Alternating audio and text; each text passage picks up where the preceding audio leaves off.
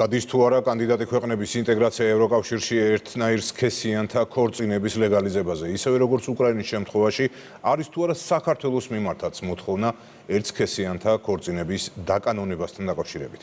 შვედეთის საელჩო და საგარეო საქმეთა სამინისტრო ქრონიკის კონკრეტულ კითხვას ამ დრომდე არ პასუხობენ.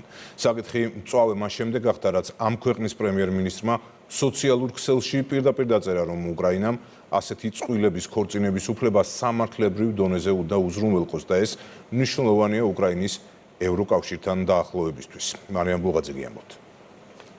შვედეთის საელჩო და ქვეყნის საგარეო საქმეთა სამინისტრო ქრონიკის კითხვებს ისევ არ პასუხობენ.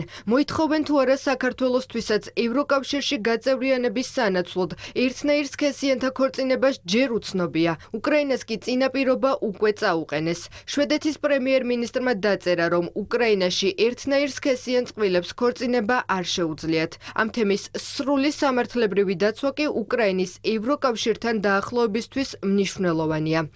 ნაციონალურ მოძრაობაში მათივე პატრონების კრიტიკას ვერ ბედავენ. უცხო ქვეყნის მარიონეტების საკითხს არასერიოზულად აღიქვამენ და კითხვებზე პასუხს თავს არიდებენ. მიმართეთ შვედეთის საელჩოს, ნაციონალურ მოძრაობა რა კავშირშია შვედეთის საგარეო საქმეთა მინისტრი რას იტყვის? საპარლამენტო ოპოზიცია შვედეთის ელჩს განმარტებისკენ მოუწოდებს. გურამ მაჭარაშვილი ამბობს, რომ შვედეთის პრემიერი ევროკავშირის სახელით მოქმედებს, ამიტომ საზოგადოებამ უნდა იცოდეს, რა სურს ევროკავშირს საქართველოსგან. ჩვენი თვითონ კანდიდატი ქვეყნების მიმართ მიდგომები ერთიანია.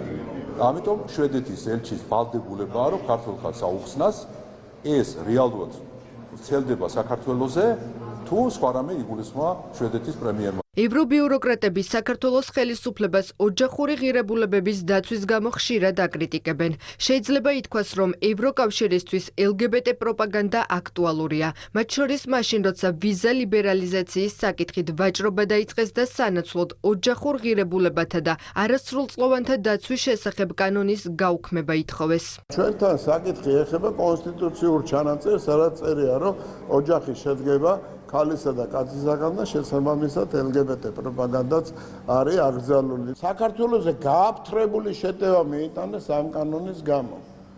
და პრაქტიკულად განაცხადეს, რომ საქართველოს ევროკავშირისაკენ სვლა შეაჩერა. როდესაც ჩვენ ვაინიცირებდით ოჯახური ღირებულებების კანონს, გამჭირვალეობის კანონს, ჩვენ გვესაუბრებოდნენ, რომ თურმე ოჯახური ღირებულებები ყოფილა ანტიდასავლური, ანტიევროპული და ანტიდემოკრატიული და თურმე ეგრეთ წოდებული LGBT თემის პროპაგანდა, ესე გადის თურმე ევროპული გზა. ამიტომ ჩვენ ყოველთვის მიჯნავთ ევროპას, ევროპულ ფასეულობებს, ევროპულ ღირებულებებს და იმ დიპსტეიტის მიერ ხელდასმული პოლიტიკოსებისგან, რომლითაგანაც მოდის ესეთი უსამართლო დამოკიდებულებები. ყველა მეხლა ნათლად დავინახეთ თუ რას მოითხოვდნენ ჩვენგანაც ამდენი ხნის განმავლობაში ევროკავშირის ბიუროკრატები. მაგრამ ჩვენი სახელმწიფო ძალიან მყარად დადგა იმ ღირებულებების წინაშე, რასაც ჩვენი ქვეყანა ემსახურება ამდენი წლების განმავლობაში. შვედეთის ხელისუფლების მიერ გახმოვანებული ბიუროკრატთა გეგმა, როგორც ჩანს, ევრობიუროკრატებმა ევროპული ღირებულებები დაივიწყეს.